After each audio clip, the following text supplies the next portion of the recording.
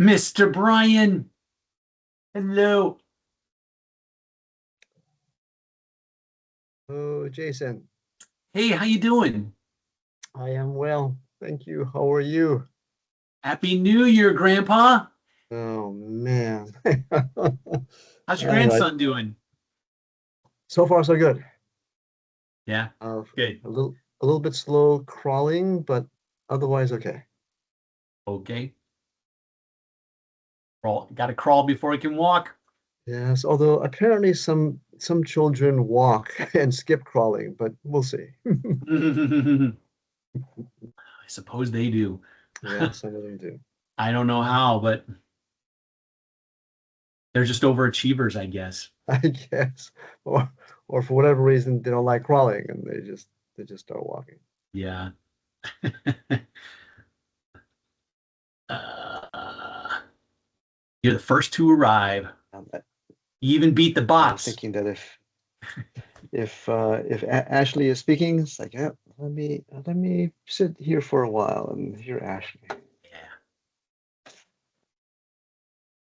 And got a couple things done, so I'm in good shape.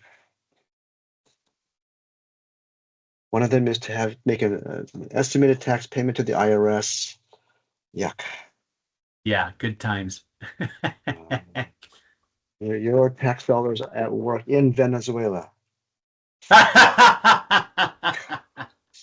It's like, okay, fine. That's America first, baby. Okay, fine. The one that I'm having trouble getting over is the woman who was shot in Minneapolis. It's like, okay, I'm having trouble getting over that. Yeah, I think a lot of people are, myself included. Yeah. That's anyway. I Hello, Ashlee. Hello. How's it going? hello.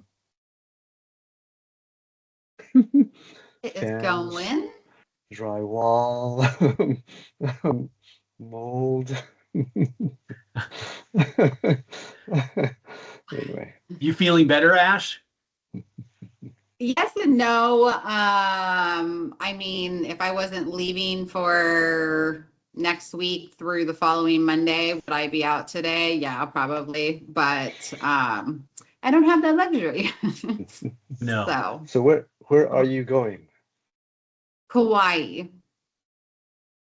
I have some relatives on Kauai. Well, if you have any recommendations of places to eat or things to see, please text me. All right. Yeah, it's been a long time since I've been to Kauai, so I know Oahu better. But I'll ask and I'll let you know. I do remember one Saimin place on Maui. So maybe that's the only place I remember that might be worth exploring.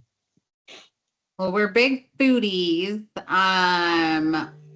We're looking at a boat or a tubing excursion. So we'll see. Nice. Okay, that's nice. Have you been to I think is there a grotto on Kauai? I don't know.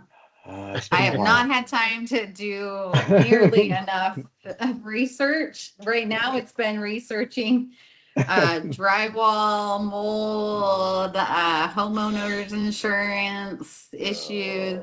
So, Great. That's great. and of course, we had none of this when we rented, but go figure. Yeah. I remember Hi, chickens. Jerry. Hi, Ashlee. How are you? Good, just commiserating. Okay. I guess. Maybe I'll come in later then. No, you are the reason we're here. I'm just catching the crew up. I remember lots of chickens. I don't remember exactly what happened. Hurricane Iniki or something. Chickens got loose and Oh, there went wild chickens in various places on Kauai. Interesting. None of the like wild boar or any of that stuff though, right? I don't remember seeing a wild boar on Kauai. There are some nice species for sure on Kauai.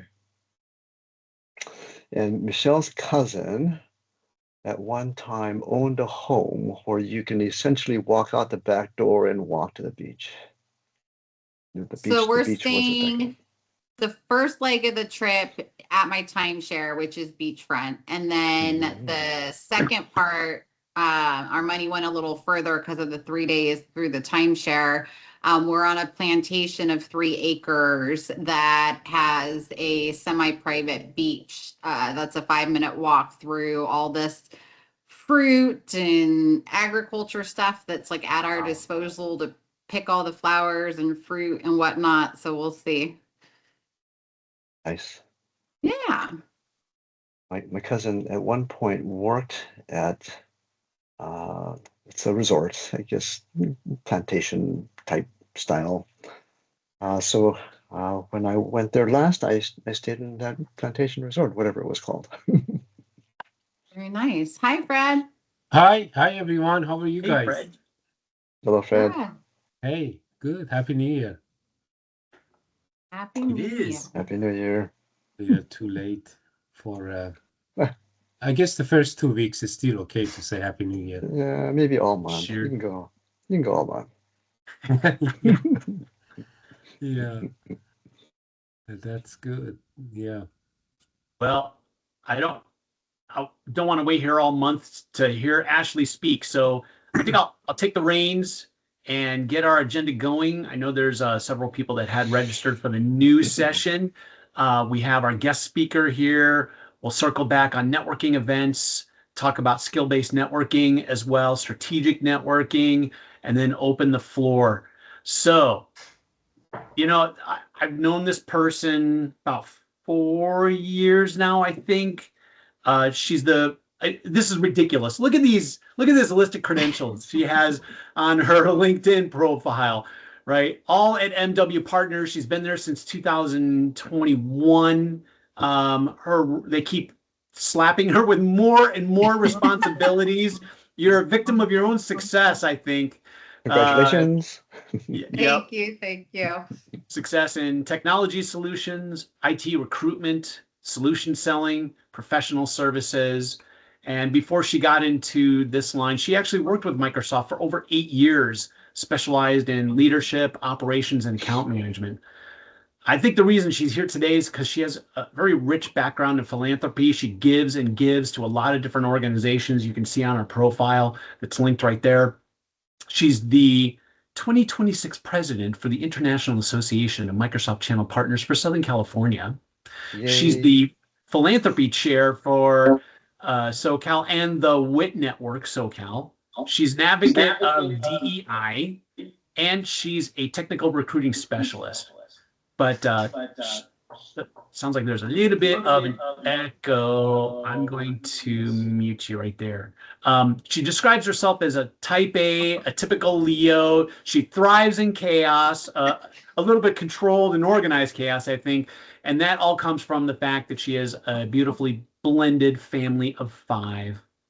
Ladies and gentlemen, Ashlee Duenas. Thank you. That's 5 kids, not a total of 5. So that has me exhausted. Just having you recap and read that, but thank you, Jason. I'm a little under the weather. Love that picture, and looking in the video, I'm like, oh gosh, I should have tried a little bit harder, but I'm happy to be here with you all. Really excited for this calendar year specifically to take the reins for our Microsoft channel partner group, IAMCP SoCal, from Brian, and now have Jason as our 1-2 punch going into the new year on what we're going to do and execute here. But for the purpose of this call and what we're getting into, first and foremost, to give you kind of a market update. It is looking more promising than it has been in years past. So, Jerry, I don't know too much about your background. Fred, I know that we have connected, and I got to meet Alberto briefly on a call. But MW Partners has been around for nearly 20 years. We started here in Southern California. We went global in 2018 with our Hyderabad, India office. And then we have delivery in Canada, Mexico, Australia, Dubai, as well as India and the US. We started as an IT staffing company and have extended into the other professional categories from HR to marketing and operations. We never used to do sales. We have done more sales recently. And post-COVID, kind of that major shift in digital transformation that was required everywhere. IT was booming. And then our lovely introduction of AI, and a lot of what's happened there has shifted IT. And I was telling some folks on the call that I used to do anywhere from 50 to nearly 75 developers back in 2019 through 2022. And I have not put a single one out to work in the last 18 months. So things look different. I'm not saying that there are no positions out there, but those that engage our services definitely have not seen that be as pressing. But the market is warming up.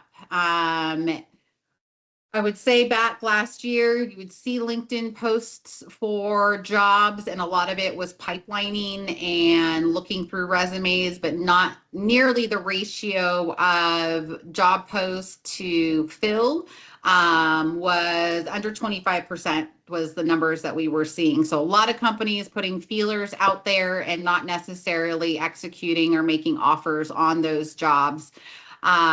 More recently, the jobs that have been coming out in January that are hitting the market seem to be a lot more viable. There's true interest and intent there.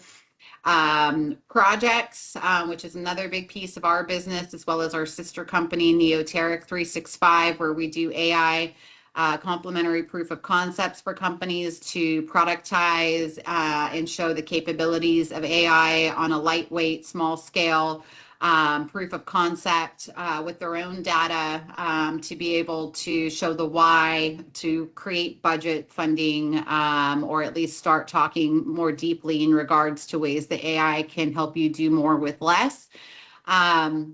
We were able to close a number of Biz Apps and Dynamics deals in December, when typically for our industry, December, November are pretty dark. This was the busiest holiday season, and I was working basically all through the holidays, because when business is there and you're in sales, you're definitely working. So far, since coming back, last week is the first full week of us working. I went from having one job with a managed service provider I've worked with for nearly, I don't know, 6-7 years at this point. They were the only position I had open that I was myself working. And I have opened 3, 4, 5 new positions in the last just 5 business days. So seeing things change, seeing things starting to open up. So want to let people know to find that motivation to really be doing more, get out, network, talk to your folks that you have on LinkedIn, set up calls, get to know people in your area or the area of business that you're interested in doing, because that is the #1 most successful way to find your next role, is through a direct relationship or meeting someone in person at a networking event or some sort of mixer. That is where we're seeing the north of 80 to 90% people that are applying getting that position most directly. More than happy to introduce job roles and things that we have going, but also open for some questions. Or Jason, if you had an area or direction that you wanted me to kind of go from the high level overview, let me know. I will definitely turn it out here to the group. I did know one person was like, ooh, that special events sales manager sounds fun, and she can't be in today's meeting. Lita, you've met her at some of our different events. Proof positive of what you said, of like that direct relationship. You met Lita at a past event, and so we can make that connection. That's a toughie though. So I did connect with her. Yeah. My client, if you're anywhere in Orange County, around the downtown area, you've probably seen a number of cranes and development and construction going on. Our client is rapidly expanding the entertainment division, coming off of Honda Center all the way over to like downtown Disney. And this position does require 5 years of minimum event sales experience, carrying at least $1 million or more annually in event sales. So Lita and I are talking and still trying to find some other opportunities. And I am going to drop a job that we have over to her. But as far as for this group, I did come prepared with a couple of positions that might be of interest. And these are just what I am working on right now. We do have a systems engineer and Microsoft 365 and Azure specialist. Does require MSP experience. And obviously the Microsoft and Azure background. So that is a direct hire position with one of my clients. I have a number of legal positions, which aren't my typical Rolodex. Senior Director of Legal Affairs and Risk Management, Labor, Employment, Safety and Security, Legal Affairs Senior Director, and then Legal Counsel of Technology, Data, and Privacy Compliance. So some very specialized positions. Another one that I thought might be better aligned, we have a position for a remote training specialist. So let me pull up, I grabbed that job description to cover with you. This is a training specialist 3. Strong analysis, not just development. They're looking for someone who's strong with reviewing large amounts of source documentation, learning quickly from their group of SMEs to extract information and proactively work to understand system changes. Must be extremely comfortable with working within ambiguity. So kind of that learn on the job. It's not a facilitator, it's not a trainer, but it has a lot more to do with Structural design. Yeah, I'm trying to get to the. I used to do that type of work. We'd go in and I go to the project manager. I'm like, okay, so what's the process you want me to train on? They're like, I don't have it yet. I'm like, and I go into the UI, I'd write up a process. I come back to them. I'm like, is this a good one? And they're like, yeah, go with that. Yep. So creating training demos, working through incomplete documentation to build new content across systems and phases. And this is 100% remote, and the pay ceiling is 39 an hour. So definitely have more details on the ones that I just covered, unless you happen to know Korean. And then I do have a customer service position that requires bilingual skills in Korean, another very specialized position. But again, to pay for services for a company like ours, it usually is what we call purple squirrels or a unicorn. Very hard to find skill sets that are niche, and that is why they're willing to pay for services through partners like ourselves. But again, we also staff and bring on consultants for our own projects within Dynamics, AI, and a lot of those different fields. Custom application development used to be a big place, modernizing applications. Not as pressing right now. It's all about AI. That's a lot of what we're hearing. But some of the positions we're working right now. Additionally, anyone that comes through the IAMCP network or the WIT network is another board that I sit on. I always extend my services and my LinkedIn connections as a way that if you see something that's posted by someone that I am connected with, I am more than happy to direct introduce. Obviously, being in sales, there are some people that I know much, much better than others that I'm also prospecting into, but want to always be that conduit in getting people connected, inviting folks out to the various meetings and events that we have going on. So I heard Jason mention that we'll recap some of the upcoming events towards the end of the call. But some of the things that I would say, I saw a great message, and it was back in December by Rodney Campbell, who is a friendly to IAMCP. He's also been a consultant I've put on a billing and a Microsoft alumni. He did a video in regards to having to kind of check yourself if you've been on the market for a while, you've been doing a lot of interviews, and you're disgruntled by not a lot of traction, no offers coming through, on how to put yourself in the best mindset to start positively manifesting, how you're going to interview differently this year, how you're going to be authentic, not just saying what people want to hear, but also be able to step forward within these new conversations with an air and a positivity that is going to really show who you are and what you bring to the table, and not maybe what you've had to go through to get to where you are today. Those that were on the call earlier, we were talking about all the things going on in my life here, from leaks and mold to illness and getting ready for PTO. But every single call, put that in a little box and put it on the shelf, and kind of as I walk into that virtual meeting or in-person meeting, just try to always have that be here now in the moment conversation, because you also don't know on the other side what folks are going through. There's so much going on in the world we live in today, and depending on how long you've been on the job market or what you have going on personally and professionally, it's been an interesting place. And so us working with candidates as well as clients, I can say that the biggest thing that we hear is culture and soft skills, emotional intelligence are more important than ever before. And some folks have struggled in those areas just based off feeling defeated or burnt out. And so ways that you can kind of try to prepare yourself when you do go into an event and you're looking to meet people or go into an interview.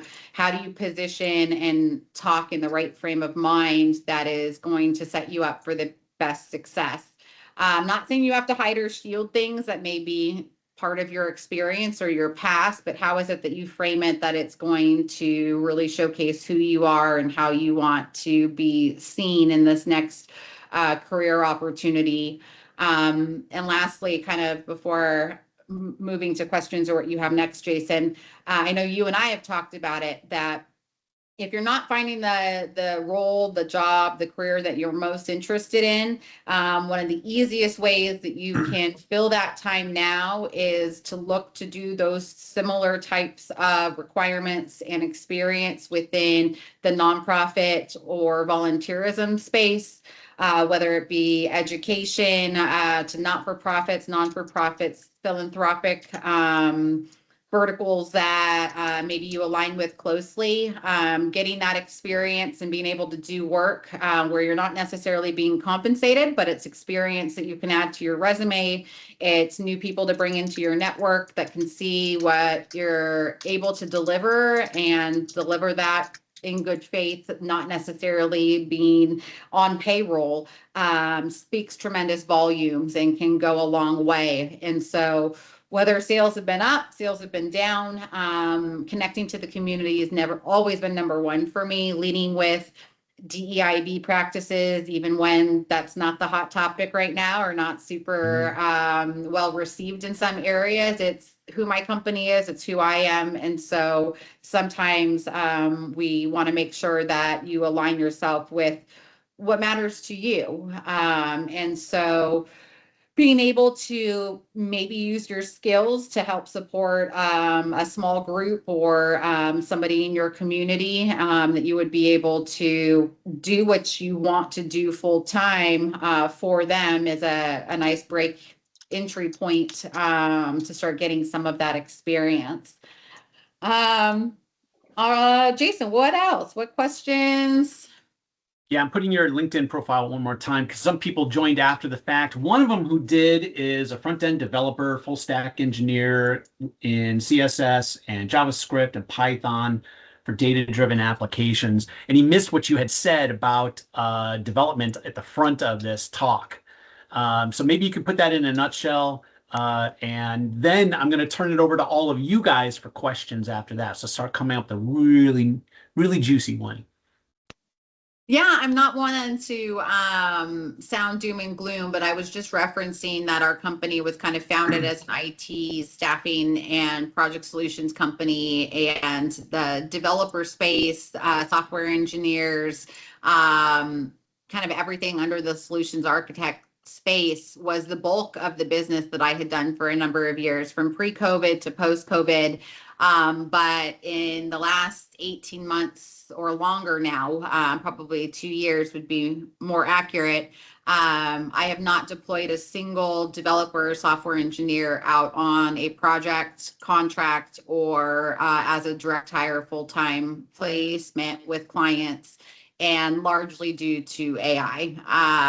We're just not necessarily, gone are the days where it's we have this project and we need 5 developers and a functional architect and a solutions architect to get this moving. Now we hear just maybe the SA and the functional resource that has specialty in this area. That being said, Microsoft certifications are more important than ever before because Microsoft partners are required to have certain certifications within the solution designation areas. And having active certifications in data and AI, biz apps, infrastructure, et cetera, can move you to the front of the pile by being able to, once on board, associate those certifications and help gain points within the Microsoft Partner Center for partners that are delivering Microsoft services. We actually went as far as putting a service line, and we were paying for certifications to help people achieve their solution designation status because it became the only way. There was no more gold, silver partners. It's all around solution designation. And so folks that either were internal at a corporation that's not a partner and don't need those certifications to be affiliated to folks that were out of work and looking to make an extra few bucks.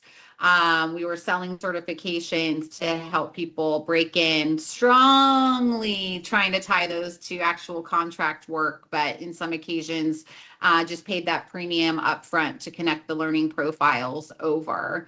So I hope that explains a little bit without completely letting, I'm not saying any means those positions are all gone, but no, people aren't paying companies like us to go find them, probably because there's a lot of people sitting that have these levels of experience. So how do you incorporate Microsoft Fabric? That's a huge one right now. That is very limited pool. Dynamics is another one, extremely limited pool of people that have those types of skills, whether it be X++ on the development or more techno-functional, whether it be through finance and supply chain or business central.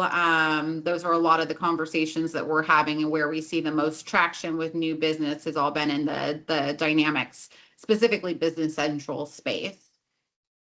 So Fred. being able to stretch across and highlight the other capabilities that you have on your resume help out. Yes, Mr. Fred. Okay. I wanted to add something to what you mentioned, Ashley. Two things, actually. One is I wanted to let everyone know I just signed up a new client who provides fractional CFO services. So if anyone here or you know someone who's looking to hire fractional CFO, because there's a lot of companies out there that maybe have full-time CFOs, but may need somebody else to complement in terms of their financial data and financial accuracy. This person would be a great asset to them. So if you know someone who is looking for that type of services, please let me know. Great company. They've been around for over 25 years, very trustworthy, and they got a lot of technical expertise. So just wanted to see if anyone, again, anytime you can run up to someone like that, just let me know. The second thing. Oh, go ahead. Sorry. I was going to say, if you could please add that information into meeting chat so we don't have to chase you down later on to find that. That would be really helpful. Thank you. Excellent. I will. Yeah. The other thing I wanted to, again, complement to what you said, Ashley, is that a good friend of mine who looking for a position, he had a huge experience in medical device sales. And he applied for a company that was looking for VP of sales they were a SaaS company looking for VP of sales. And as I was talking to him, I said, what happened? Because I recommended him to apply for that position. He said, well, they called me and said, I don't have enough experience in SaaS. And I asked him, because, you can't put everything in your resume, right? And True. one thing that he missed to mention in his resume was that he actually sold a lot of telehealth services, which is a SaaS product, right? Mhm. Anything that he sold with his medical device had some sort of a telehealth services attached to it. I said, but did you mention that in your resume? He said, I didn't want to put too much in my resume. And I But if explained. that's the role, I Yeah. would say, and just kind of, yes, thank you for that point. Something I did not mention, but with AI and content creation and the ability of so many people to use Copilot and ChatGPT to take this job description, take my resume, make it fit, boom, here it is. Fabrication is out there. Not true identity, people saying who they are and sending the work offshore. There are so many risks right now in regards to hiring, which is another value add that I talk about going through a company like ours. But one of our very, very tenured clients in the financial services space, we've been working with them for over 10 years. I had a position and it had a couple mandatory requirements in regards to very specific technology pieces that this person had.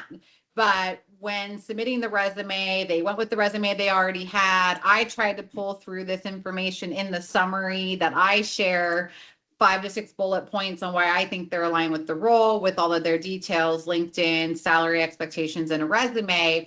Not having any of those foundational pieces in the resume itself, I got a decline, not interested. We don't see ABC in the resume. I point back to my summary saying they have it. I can get you an updated resume with which locations. the client was like, Ashlee, like if they didn't take the time to do this, this is like, what, they're going to go in and now add this experience somewhere, or they're going to embellish their resume because they heard that they were turned down. So it is very speed to market. It is knowing what are the key requirements, making sure that shows up in a good way, taking the time up front because people are not giving second, third go rounds. And they are very quick when people are reviewing resumes, and it is a true human that's doing it versus an applicant tracking system or some sort of AI system bringing in those resumes. They look for those pieces, and they say most resumes get less than 1 minute of a review for the initial go round before they get into interviews and deeper round conversations. So to your person, yes, there's a minimum that people want to see. When you start getting to 5, 6, 7, 10 pages, that's a no-go. A lot of times I'm seeing people put more information like can be provided in any areas that you're interested, but always have those technical skills, all of the platforms, all of the tools that you're using, all of those keywords that are requirements that you have in your resume, because it is truly a initial first impression. Can you make that impact within less than a minute of them perusing your resume? Not needing bold words over here like all the AI platforms tend to do, but does it speak and on initial review translate to the requirements of the position? Because that's your one shot. Exactly. Yeah. Perfectly said. Yeah, that's what I told him. So hopefully he'll have it on his next go around, in terms of making sure that he has he studies the job description first really well and take his time in terms of making some changes there, because not every resume, every job role is different. So therefore, make sure your resume is synced with the job description. Yep, couldn't agree more. Yeah. Thank you, Fred. Thank you. Brian, you're next up. All right, very good. First of all, thank you. And I wanted to join this call because Ashlee was presenting. Thank you, Brian. All right, first, I think I have maybe one thing to contribute and then maybe one thing to ask. So the one thing to contribute is when I was very young, I was a software developer. And back then, software developers were in demand. And then as things rolled on, software development went on offshore, which meant that we did less. And then now software development is being automated, which is just great if you're a software developer that they can use these tools, and not so great if you're a software developer that just knows Python, for example. Okay, so I'll rattle off some things that I found useful and interesting. Replit is one. And Replit is a software development environment I've used it for Python mostly, but you can do all sorts of other things. But it has kind of AI embedded so that it can write code, and there are other platforms like it. So if you're a software developer and you can use these tools, I think it works to your advantage, just because these things are going to be commonplace and they're going to use all the time. I've used Claude.ai to write code for Excel and write code for Microsoft Access VBA. And it does it in a fraction of the time that I would have taken. So all the time that I would have spent in software development, 2 hours or whatever, is done in 15 minutes. So that's the kind of speed that software development can now achieve. And if you have some ability to leverage that as a software developer, I think that's useful. There's also another platform called Cursor, which I've not used, but Cursor apparently is very big. Entire systems are being written with Cursor. And that's another place for a software developer to leverage and make use of a tool like that. Okay, I will ask on Danny's behalf. Okay, so Danny's not here, and I've gotten him to kind of think about what to do next. One of the things that occurs to me is that he doesn't have any certification yet. And maybe the question is two-part. In Danny's case, he is looking for an AI project management role for Dynamics 365 Business Central, which is very, very specific, very narrow. So I think I'm trying to encourage him to be a bit more broad and to think about other things besides that narrow focus. Okay, so certification rings a bell and hits home because that's something that I know has become more and more valuable. And then the notion of learning something, right, I think is also important for Danny. So if Danny were here, what advice would you give to him in terms of learning and maybe specifically in certification? Yes, chase your certifications. But I would say to do your due diligence and get familiar with the solution designations areas for Microsoft and the space you want to be in. So get to know the BizApps ones and take some of the requirements, because there are advanced level certifications, and then there's what they call step 1, step 2 that have to be completed before any of those advanced ones matter. I would say step 1 we find pretty easy. Step 2 a lot of times are a little more challenging, and then the advanced ones are challenging beyond there. Secondly, I would say look for people doing what you want to be doing. So an AI project manager for Dynamics Business Central, and you should be reaching out on LinkedIn, sending them a connection request, asking to schedule a meeting, picking their brain, and hopefully finding people that maybe through their profile you can tell like to give back, are involved in the community, not a total workhorse that is billing 80 hours a week, and your LinkedIn message is probably the last thing that they care to do. But you need to find others that are in that space, and then how do you follow who they're following? How do you show up at the events they're going to be at? How do you walk their walk and talk their talk to get into that circle to better understand that space? Use AI to, hey, this is what I want to do. What else could I do? Where am I not thinking about? Where are the gaps? How does this relate across different industries? I dropped in the chat. We're setting up a partnership with Renee Marchak. She had actually spoken at a WIT event, Resume Refresh, and is, I think, a complimentary either 30 minutes or an hour with you, just as her own give back. But she has services, and she is getting more and more people interested in how do I take my med device background, to Fred Wai's point, and now translate that into a SaaS IT company. And she can give you that roadmap. If you want to pay for the resume services, she's very aligned with competitive market rates for what others charge, and get coaching on how to make that switch. Lots of people are making switches, especially when we're seeing the cannibalization of some of these IT positions, and how do you stay relevant ahead of AI? How do you help transform AI versus be eliminated by AI? So those would be a couple things to start with. And then, I mean, you should have all your job filters set up across Indeed, LinkedIn, a lot of those different places to be able to see jobs when they come on. And how are you going to set yourself apart from the other 100 and 200 people that apply to that position?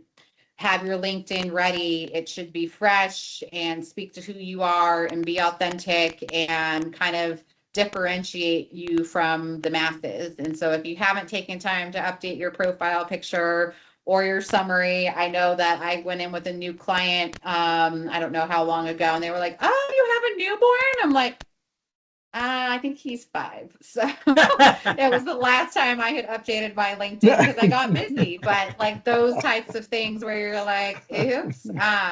So make sure that you're putting that time block on to update your LinkedIn, to do personal development, to set aside time for skilling and certifications. But Raul, I've seen your hand up for a while, and I've been curious because I see you nod. Are you our software developer engineer? Yeah, that was me that Jason was mentioning, and Jason I thought so. invited me Just to this meeting. process of elimination. Yeah, Jason invited me to the meeting. I appreciate you doing that, Jason. Sure. And you look handsome as always, my friend. Haven't seen him in years. Go on. But yeah, no, I appreciate this meeting. I'm actually learning quite a lot, so thank you for that, Ashlee. And yeah, I see that as well. I mean, when you go to LinkedIn, you do see a lot of software development positions or job postings that are out there. I don't know how many of those are actually real. But kind of what to touch on what Brian was talking about, I as well have used some of these platforms like Replit. I have used Cursor. I love Cursor. I use uh, what's the other one? Sorry, Visual Studio Code to build apps or websites. And you're right, AI is really taking over a lot of that. And I love doing the software stuff. It's really cool because you can be very creative in what you can do. So I guess my questions are, you had mentioned, I was just taking some notes here. You had mentioned Microsoft Fabric. So is that and my question is, so where are you seeing these software developers pivoting towards? I mean, are they going to this Microsoft Fabric thing, or what are you seeing out there that or where they're pivoting to go to? More that is like the positions coming to us because people cannot find the resources that they need because there's just a gap in the market. So for example, we had a new client that we were working with. They wanted to bring on two data engineers that had Fabric as well as consulting experience. So working with end clients, being able to be an SME, show the capabilities, sell their services.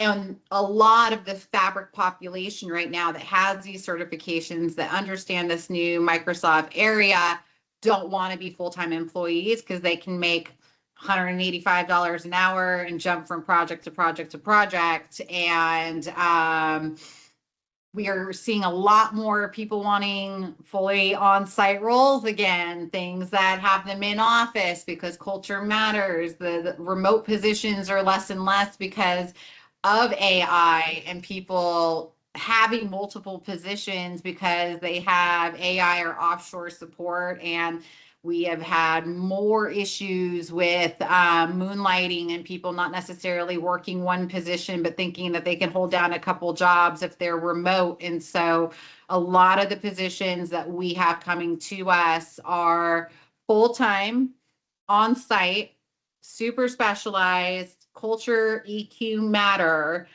And the folks that we're connecting with are still, some of them are out of work 6 months to 18 months and are still holding out. I'm waiting for remote. This is not what I want.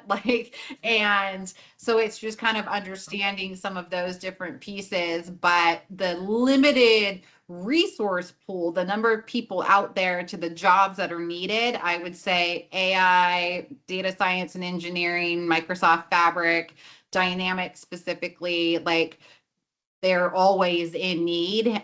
So if you've got the time and interest in any of those places, something to consider because it's very hard to find people in those spaces. Gotcha. Yeah, that's kind of where I've been for a while. I've kind of been, freelancing on my own and, helping clients with like their web design or graphics or video editing.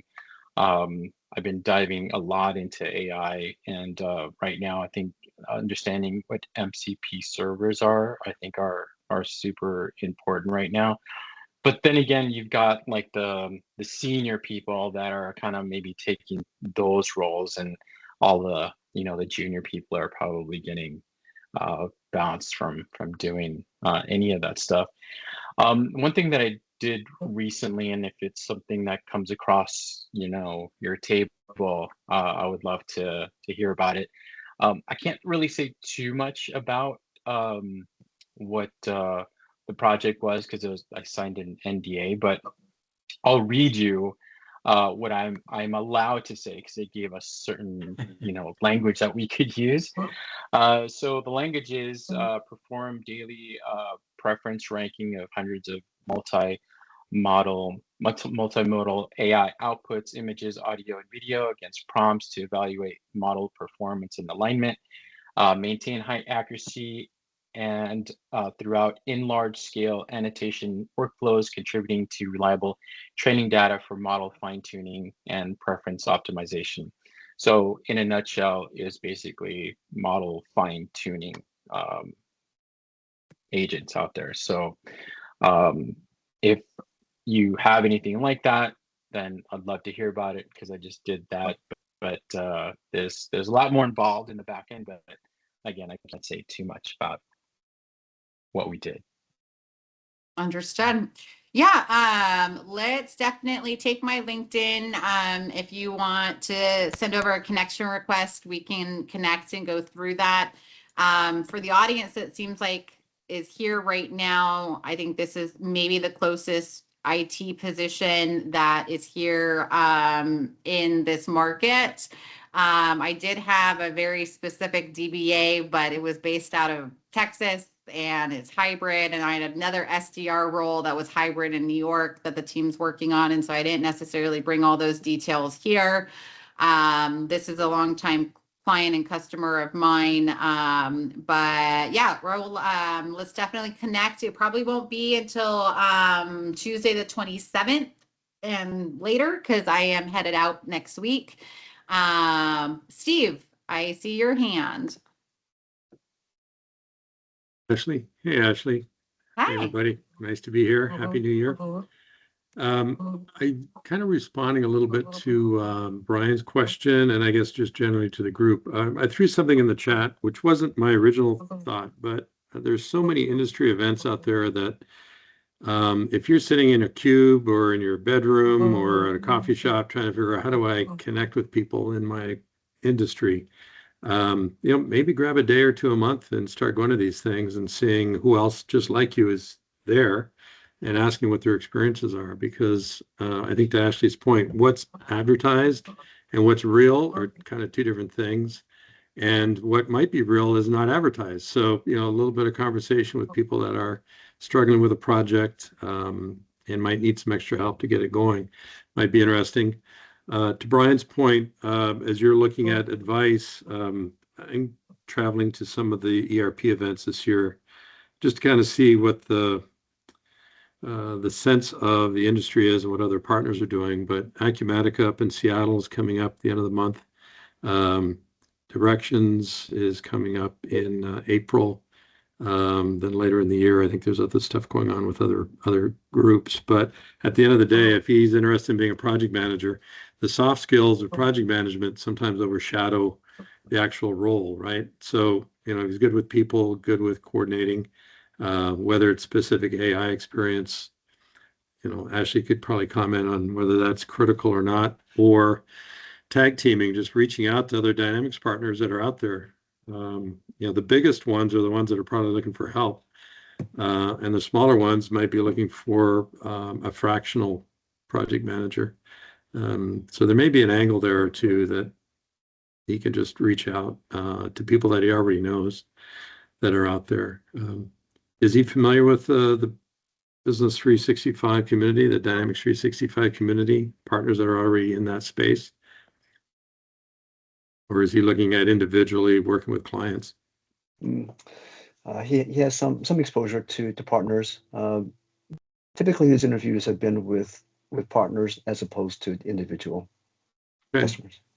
Because I'll put it this way: 100% of the Dynamics GP community is looking to make a change in the next 5 to 10 years. So some quicker than others. So there may be just organizations out there looking for project management expertise around moving from what they're on to a Business Central platform. So it doesn't necessarily have to be a partner organization. If he's building some skills, or if he's gone through a mock-up, doing it on his own, like what are the mechanical steps to get it done, or attending events that people are talking about that process, going through it the easy way or the hard way or any way will give him some experience as to what the process is about. So I'm just throwing out some maybe practical scenarios that he could try without having to get a job offer, right, to get into it.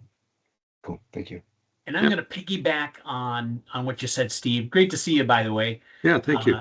Yeah, is that there's a lot of good resources we've already put here into chat. So Renee Marshak was here speaking to us back on September 30th. She's got her career coaching model, and as Ashlee mentioned, she's really open to helping. And I also put somebody in here, a link that's probably really good for Danny. So Brian, you can see Melissa Tweedy, who got married. She was Melissa Epstein when she came and spoke to us last February. I got to reach out to her. It's been a year. But now she's Melissa Tweedy. She's over at 10th Revolution Group, where they specialize in dynamics and business applications. So that's a lot of good. She's just really wants to place people. And then the link that you've got there for Grow Your MSP, I've added that to the calendar of networking events. So I don't want to take over from Ashlee. We do want to cover this off before the end of the meeting that I'm sharing. Ashlee, do you want to save your goodbye, your takeaways for the end of that? Yep, I was putting them in the chat because I was about to give you a message that I do have at 2 o'clock, so I'm going to have to jump. But we do pay referral bonuses in a couple different ways. If you refer, say, a senior legal counsel that I'm hiring for, it's not your area, but you know a law group and yada, yada, yada. All of my details are there, my phone number, my LinkedIn, and my email. If you introduce me to somebody and we place them in the position, we pay you a portion of what our service fee is. If you refer us to a client that needs staffing or project services, we actually pay you a percentage in perpetuity of that account. So ways to make some extra money there. And there are a lot of referral groups out there. We also white label solutions. If you get hired for a project and you know that they need staffing resources and you bring us in, any of those different types of ways, we're just looking to be able to get connected. Direct referrals and recommendations are our main source of marketing outside of LinkedIn and our website, and is the most important kind of way that we have done business the entire time that we have been around is through direct relationships, referrals, and recommendations. Similarly, think about your profile and ways that you can reconnect with folks in that space, and definitely more than happy to connect, and hope everybody can come out to our February 5th meeting in Irvine at the Microsoft MTC, which is our kickoff to 2026 for IAMCP SoCal. We've got a great panel in the sales and marketing space, as well as a sponsor that is going to take our panel and give you real world examples on how to better listen in interactions to pull through the most important information that you should be focusing on, whether it be internal leadership, trying to find a job, in an interview. I think listening is important, and we always think we do a good job, but whether or not we do, I think is always up to that audience. And yeah, let me know how I can help, but I appreciate being here. Thank you, Jason, for inviting me, and let me know how now or in the future I can help. Don't thank me, thank you. Thank you. Thank and you, I put a link. I put a link to the event she was talking about here into chat, the IMCP. It matches up with these networking events you have over here. PMI OC Orange County is having their monthly chapter meeting at the Back Bay Conference Center in Irvine. They've got a speaker coming out about managing an effective PMO. Lauren, you might remember him from the group in the fall. Sorry, he won't be with us anymore. He got a job, so he's now with Pacific Gas and Electric. Good for him. He's moving on. But there's others that, if you're around project management in any consideration, digital transformation, right, Alberto, that's a good match. The multi-industry hiring event is out at OC Workforce Solutions in Brea on the 28th. The SoCal chapter meeting, our kickoff for 2026 that Ashlee mentioned, is on the 5th, and I just plugged this in here. Steve, thank you for the referral on the Grow Your MSP. I think there's more that are coming in here. And of course, we always want to understand where best we can help you out. One of these things that Ashlee mentioned is finding a place where you can contribute, because that amplifies your network, where you're face to face in front of people, you're working with them on a project in the charity or nonprofit that you prefer, so you can give there. The more you give, the more you get out of your network. All these jobs you see, you're like, not that doesn't fit me. Guess what? Go find somebody in your network who is looking and does fit that. So these are all available if you're looking for support in our chapter. And of course, I want to know how else we can fill the plate of speakers and content in this bi-weekly meeting. Yeah, we're going to meet again on the 27th, and then twice every 2 weeks, twice in February. So I'm going to reach out to Melissa. Thanks for firing my brain on that. I'm going to reach out to Renee. Thanks for firing my brain on that. I'm working on another recruiter to come speak to us. Are there other suggestions you have for content or speakers? Just before I drop, I did put in one additional event at the end of January with the WIT network, excuse me, and hope to see you there. Thank you so much, Jason, and I'll talk to you, Jason, in a little bit. You got it. Thank you, Ashlee. All right. See you. Bye-bye. Thank you, Ashlee. Bye, everybody. So any suggestions you want? Bring, obviously you don't have to say it all right now. If an idea comes to you later, just reach out to me. You guys all have my contact information. I'll make sure to drop it in here. It's on the bottom of the invitation I sent you that got you into this meeting. So the floor is open. Maybe I have one idea, or maybe you've already done it, which is great. The notion of reskilling. So a lot of the discussion about jobs and so forth, you usually conclude with some mantra about, yes, the jobs will be there, you just have to reskill. I don't know that I believe it all yet, but there's an argument to kind of think about reskilling. And then I think the other thing that you might have already covered was the notion of pivot. So I think that Renee, that's her specialty. It seems like there's an opportunity for folks to think about pivoting. Yep. Reskilling and pivoting kind of intersect a little bit. So, but I think there's experts that are in both. I'm always pitching reskilling, especially in the Copilot and agents capabilities. So those are two good suggestions. I think after I reach out to Renee, I'll see if I can find somebody on the reskilling side. Any other suggestions? Jerry, you have been too damn quiet. How are you? That's all right. I didn't want to join because I wasn't sure if it was going to give you back an echo. Oh, you're sounding great. It sounded good. Okay. Yeah. No, I don't have any suggestions right now. I know there are, actually, I do have one idea. There are some tools that are out there. We were talking about AI, that use AI tools in terms of honing or improving your resume, tweaking for interviews, etc. I think that might be something that the group might be interested in. I don't know. I'm just kind of raising that up as a thought.